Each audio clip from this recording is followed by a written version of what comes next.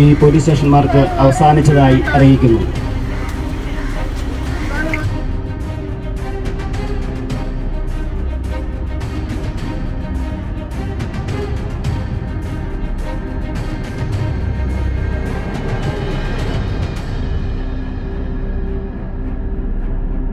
ഇവരെ കൊണ്ട് നീതി ലഭിക്കാനായിട്ട് പറ്റത്തില്ല. അതിനുള്ള പ്രാപ്തിയില്ലേ പോലീസുകാർക്ക്? അതിനുള്ള പ്രാപ്തിയില്ലേ? ഇത് മൂക്ക് കയറിയിട്ട് വെച്ചിരിക്കുക SHO. അദ്ദേഹം നല്ല മനുഷ്യനാ, അദ്ദേഹത്തെ മൂക്ക് കയറിയിട്ട് വെച്ചിരിക്കുക. ഈ SHO വന്നേ പിന്നെ 3 മരണം നടന്നേ. അടിച്ചെറിയൊരു ജാക്കോച്ചൻ്റെ കഴുത്തറുത്ത് കൊന്നു. അത് ആത്മഹത്യയാക്കി മാറ്റി. ഈ പ്രാപ്തി തന്നവൻ ആരാ? ദൈവമാണ്. നമ്മളെ നാവിനെ ചലിപ്പിക്കുന്നവൻ ആരാ? ദൈവമാണ്. ദൈവവിചാരമില്ലാത്തവർ ഭരിച്ചാൽ ഇതൊക്കെയാണ് സംഭവം. ഒരു കാര്യം ഞാൻ പറയട്ടെ, തെറ്റ് ചെയ്യുന്നവർ അത് എന്നായാലും ശിക്ഷിക്കപ്പെടും. അതിനിപ്പോൾ പോലീസ് സ്റ്റേഷൻ ശിക്ഷ കൊടുത്തില്ലെങ്കിലും ദൈവത്തിൻ്റെ മുമ്പിൽ അവരെന്നായാലും തീർച്ചയായിട്ടും സത്യസന്ധമായ രീതിയിൽ ഈ കേസ് തെളിയുന്നത് വരെ ഞങ്ങൾ അതിനെ അനുകൂലമായിട്ട് നിന്നുകൊണ്ട് പ്രതികരിക്കും. ഒരു സമയത്ത് വെളിപ്പെട്ട് വരും. എത്രയോ വലിയ കേസുകൾ മൂടിപ്പോയാലും അത് തെളിഞ്ഞു വരുന്ന ഒരു എല്ലാം നമ്മൾ കാണുന്നുണ്ട്. അത് സത്യസന്ധമായ രീതിയിൽ തെറ്റ് ചെയ്തവർക്ക് അർഹിക്കപ്പെട്ട ശിക്ഷ നീതിന്യായം നടത്തിക്കൊടുത്തില്ലെങ്കിലും ദൈവം നടത്തിക്കൊടുക്കും. ജിസ്മോളുടെയും കുഞ്ഞുങ്ങളുടെയും ഈ ദാരുണമായ സംഭവം നടന്നിട്ട് മാസങ്ങളോളമായി. പേരിന് ഒരു അറസ്റ്റുണ്ടായി എന്നല്ലാതെ കാര്യക്ഷമമായൊരു നീതി ഇതുവരെ നടപ്പാക്കപ്പെട്ടിട്ടില്ല. അതുകൊണ്ടാണല്ലോ ഇന്ന് ആക്ഷൻ കൗൺസിലിൻ്റെ നേതൃത്വത്തിൽ police station March, Ettumanoor police station March നടത്തിയത്. ഈ ഏറ്റുമാനൂർ പോലീസ് സ്റ്റേഷനുമായി ബന്ധപ്പെട്ട് ഇത് ആദ്യത്തെ സംഭവമല്ല. ഷൈനിയുടെ കേസിലും ഇതുപോലെ തന്നെ നീതി വൈകിയിരുന്നു. ഇപ്പോൾ ഇതാ അടുത്തതായിട്ട് ജിസ്മോൾക്കും ഈ നീതി വൈകുന്നതിനെ എങ്ങനെയാണ് നോക്കിക്കാണുന്നത്? പിന്നെ എൻ്റെ ഒരു അഭിപ്രായം പറഞ്ഞാൽ ഇവരെ കൊണ്ട് നീതി ലഭിക്കാനായിട്ട് പറ്റത്തില്ല. അതിനുള്ള പ്രാപ്തിയില്ലേ പോലീസുകാർക്ക്? അതിനുള്ള പ്രാപ്തിയില്ലേ? ഇത് മൂക്ക് കയറിയിട്ട് വെച്ചിരിക്കുക SHO. അദ്ദേഹം നല്ല മനുഷ്യനാ, അദ്ദേഹത്തെ മൂക്ക് കയറിയിട്ട് വെച്ചിരിക്കുക. ഇവിടെ ഈ SHO വന്നേ പിന്നെ 3 മരണം നടന്നേ. അടിച്ചെറിയൊരു ജാക്കോച്ചൻ്റെ കഴുത്തറുത്ത് കൊന്നു. അത് ആത്മഹത്യയാക്കി മാറ്റി. ഈ ആത്മഹത്യയാക്കി മാറ്റുന്നതിന് ഫീസുണ്ട്. അതെത്രയാണ് എന്നാണ് ഞങ്ങൾക്ക് അറിയേണ്ടത്.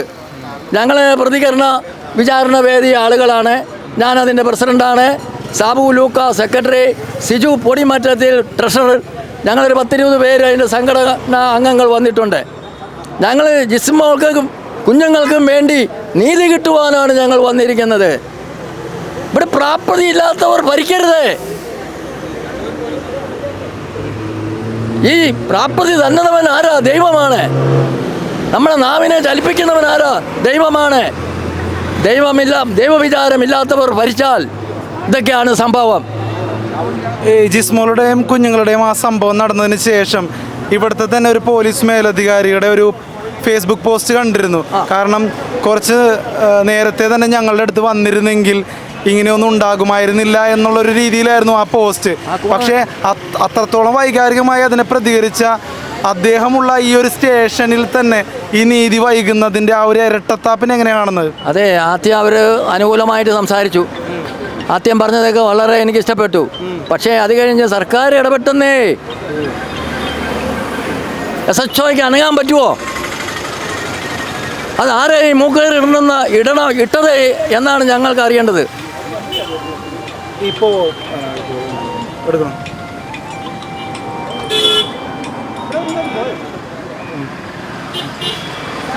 ജിമ്മിയുടെ കുടുംബം സാമ്പത്തികപരമായിട്ടാണെങ്കിലും അല്ലെങ്കിൽ രാഷ്ട്രീയ സ്വാധീനത്തിൻ്റെ പുറത്താണെങ്കിലും അവർ കുറച്ചും കൂടി ഉയർന്നു നിൽക്കുന്ന കുടുംബമാണെന്ന് നമുക്ക് ഈ ഒരു നാൾ വഴിയിൽ അറിയാൻ കഴിഞ്ഞിട്ടുണ്ട്. കാരണം പല രാഷ്ട്രീയക്കാരും ബന്ധപ്പെട്ട ഒരു കുടുംബമാണത്.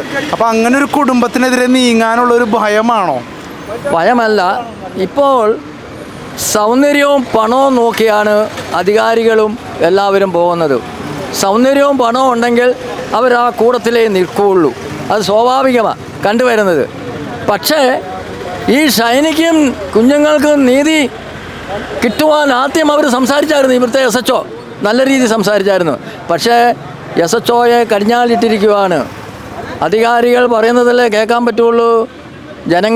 ജനങ്ങളുടെ സംരക്ഷണത്തിനും ജീവനും വേണ്ടിയാണ് ഇവിടെ പോലീസുകാരെ നിയോഗിച്ചിരിക്കുന്നത്.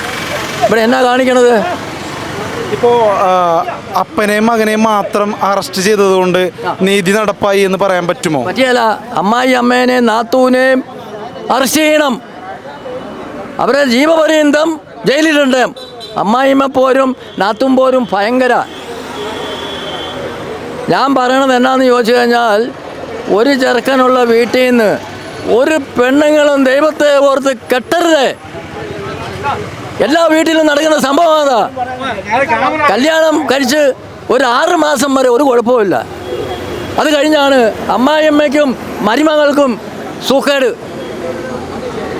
പണ്ട് നമ്മൾ പറഞ്ഞു കേട്ടിട്ടുണ്ട്, നാരി ഭരിക്കുന്നതും നാരകം വെച്ചതും വീട് മുടിഞ്ഞതും നമ്മൾ പണ്ട് കാരണവന്മാർ പറഞ്ഞ് കേട്ടിട്ടുണ്ട്. അത് സത്യമാണ്.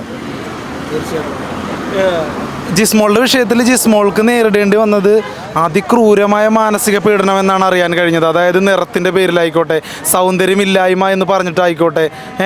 അപ്പോൾ അത്രത്തോളം ക്രൂരമായ പീഡനം നേരിടേണ്ടി വന്നിട്ടും ഇതൊന്നും പുറത്തു പറഞ്ഞില്ല ജിസ്മോൾ. അതായത് ആ കുടുംബത്തിനൊരു പേരുദോഷം വരരുത് എന്നുള്ള രീതിയിൽ പുറത്തു പറഞ്ഞില്ല. ജിസ്മോളുടെ അപ്പനടക്കം പറഞ്ഞിട്ട് പോലും വേണ്ട, അവർക്കതൊരു മാനക്കേടായിരിക്കും, ഞങ്ങളുടെ കുടുംബം പരിഹരിച്ച് പൊക്കോളാം എന്നുള്ളൊരു നല്ല മനസ്സ് ജിസ്മോൾ കാണിച്ചായിരുന്നു. എന്നിട്ടും ജിസ്മോൾക്ക് ഈ ഗതി വരുന്നത് ശരിക്കും സങ്കടകരമല്ലേ? ജിസ്മോൾക്ക് നല്ല വിദ്യാഭ്യാസമുള്ള പെണ്ണായിരുന്നു. പക്ഷേ അവൾ കോടതിയിൽ നിന്ന് വിചാരണ നടത്തുന്ന പെണ്ണാ. ഓക്കെ, കുടുംബത്തിൽ അമ്മായിയമ്മയും നാത്തൂനും നീ കറുത്ത പൂവാന്നും പറഞ്ഞ് എങ്ങനെ സഹിക്കും? ചങ്ക് പിളർന്നാണ് അവൾ മരിക്കുന്നത്. പക്ഷേ ഒരു കാര്യം ഞാൻ പറയാം, അമ്മായിയമ്മയും നാത്തൂന്മാരും എന്തു നോക്കിയാലും ഭർത്താവ് കൂടെയുണ്ടെങ്കിൽ ഈ മരണം സംഭവിക്കുകയില്ല. ഈ ഭർത്താവ് അമ്മ കോന്തനായി പോയി, അതുകൊണ്ടാണ് ഇത് സംഭവിച്ചത്. വളരെ ഒരു ദുഃഖകരമായ മറ്റൊരു കാര്യം എന്താണെന്ന് വെച്ച് കഴിഞ്ഞാൽ, നിരന്തരമായി ഈ യജമാനൂർ സംഭവം മുഴുവൻ നടക്കണത്. അതുമാത്രമല്ല, ഈ ജ്ഞാനായ കുടുംബത്തിൽപ്പെട്ട ആളുകളിൽ ഇത് ഇങ്ങനെ നിരന്തരം വർദ്ധിച്ചു വരും. ഇതെന്താ സംഭവം നമുക്ക് പിടികിട്ടുന്നില്ല. ഞാനും ഒരു ജ്ഞാനായക്കാരനാ. ജ്ഞാനായ മക്കളാണ് ഇപ്പം അതിക്രൂരമായിട്ട് വിധിക്കപ്പെടുന്നത്. എന്താണെന്ന് ചോദിച്ചു കഴിഞ്ഞാൽ, ജ്ഞാനായക്കാർക്ക് പണം കയറി മൂടി, അവർക്ക് ആരോടും സ്നേഹമില്ല.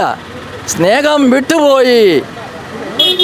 ആങ്ങള പെങ്ങളന്മാർ മിണ്ടുന്നില്ല, അപ്പൻ അമ്മ മിണ്ടുന്നില്ല, സഹോദരങ്ങൾ തമ്മിൽ മിണ്ടുന്നില്ല.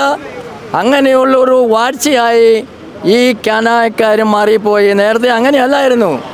ഒരാപത്ത് വന്നാൽ ആയിരങ്ങൾ കൂടിയെത്തുന്ന ഒരു സമുദായമായി മാറിയായിരുന്നു ഇത്. ഇപ്പോൾ എല്ലാം അട്ടിമറിഞ്ഞു പോയി. ഇപ്പം ഒപ്പത്തിനൊപ്പമുള്ളവൻ്റെ കൂടെ കൂടുകയുള്ളൂ. ഇപ്പം ഒരു സഹോദരന് പൈസ ഇല്ല, സാമ്പത്തികമായിട്ട് ബുദ്ധിമുട്ട് നിൽക്കുക. അപ്പം അടുത്തുള്ള ഒരു യൂറോപ്യൻകാരനെയോ വെളിയിൽ നിന്ന് വന്ന ഒരുത്തിനോ വിളിച്ച് അവർ തമ്മിൽ കമ്പനി കൂടും. സഹോദരനെ കൂട്ടിയാൽ മാറ്റി നിർത്തവും. അപ്പോൾ ചങ്ക് പൊട്ടും. ജ്ഞാനായ സമുദായം മാറ്റി എഴുതേണ്ട സമയം കഴിഞ്ഞു പോയി. അതുകൊണ്ട് സഭാ മെത്രാൻ മുൻകൈ എടുത്ത് ഇതിനൊരു പരിഹാരം ഉണ്ടാക്കണമെന്നാണ് ഞാൻ പറയുന്നത്. തീർച്ചയായിട്ടും അതായത് ദൈവത്തിൻ്റെ നാമത്തിൽ സ്നേഹത്തിൻ്റെ ഭാഷയിൽ തന്നെ ഇതിനൊരു പരിഹാരം കാണേണ്ട സമയം അതിക്രമിച്ചിരിക്കുന്നു എന്ന് തന്നെയല്ലേ പറയാനുള്ളത്? അതെ അതെ, അതിന് ഞാൻ പറഞ്ഞത് എന്താണെന്ന് ചോദിച്ചു കഴിഞ്ഞാൽ, ഇതിന് ഇനി സഭാ മേലധ്യക്ഷന്മാർ മുൻകൈ നിന്നും കൊണ്ട് ഇതിനൊരു പരിഹാരം ഉണ്ടാക്കിയാലേ ഇനി ജ്ഞാനായ സമുദായം എന്ന പേര് പറയാൻ പറ്റുള്ളൂ. അതിനെല്ലാവരും ഒറ്റക്കെട്ടായിട്ട് നിൽക്കണം, അത് നിർത്തണം എന്നാണ് ഞാൻ പറയുന്നത്. അങ്ങനെയല്ല ദൈവം നമ്മളെ പഠിപ്പിച്ചിരിക്കുന്നത്. സ്നേഹമാണ് ദൈവം.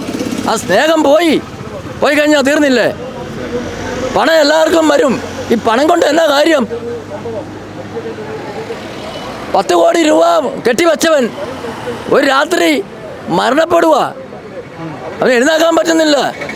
ഇതൊക്കെ സഹോദരങ്ങളെ ആരെങ്കിലും സ്നേഹിക്കണം, വേണ്ട കാര്യങ്ങൾ ചെയ്തു കൊടുക്കാൻ അവൻ ബാധ്യസ്ഥനാണ്. അത് ചെയ്യുന്നുണ്ടോ? പലയിടങ്ങളിൽ ചെയ്യുന്നുണ്ട്, എല്ലായിടത്തും ഇല്ല. പിന്നെ സ്വരമയുള്ള കുടുംബം, സന്തുഷ്ട കുടുംബം, അവർ രക്ഷ പ്രാപിക്കും. വെച്ചടി കയറ്റമായി മാറും. അല്ലാത്ത കുടുംബങ്ങൾ നശിച്ചു പോകും, അത് ഉറപ്പാണ്. അപ്പോൾ ജിസ്മോൾക്കും മക്കൾക്കും നീതി കിട്ടുന്നത് വരെ പോരാടും.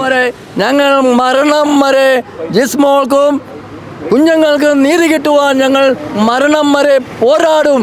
അതാണ് പ്രതികരണ വിചാരണ വേദി.